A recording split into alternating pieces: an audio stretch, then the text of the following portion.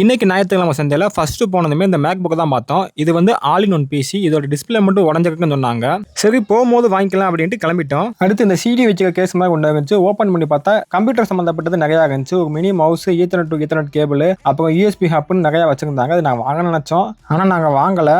அதுக்கு பக்கத்தில் இந்த டூல் கிட் இருந்துச்சு. இது நம்மளுக்கு அடிக்கடி தேவைப்படுமே அப்படின்ட்டு வாங்கிட்டோம் ஒன்று. அடுத்து இந்த 1 TB டிஸ்க் வாங்கணும். இதோட கண்டிஷன் பார்க்க நீட்டாக இருந்துச்சு. ஸோ வேலை செய்யும்ன்ற நம்பிக்கையில் வாங்கிட்டோம். அடுத்து இந்த டூல்ஸ் கொஞ்சம் வாங்கணும். இதெல்லாம் பார்த்தே பல வருஷம் ஆச்சு. இது என்ன மியூசிக்கல் இன்ஸ்ட்ருமெண்ட் உங்களால் கெஸ் பண்ண முடியுதா? அப்படி கெஸ் பண்ணீங்க அப்படின்னா கமெண்ட்ல சொல்லுங்க.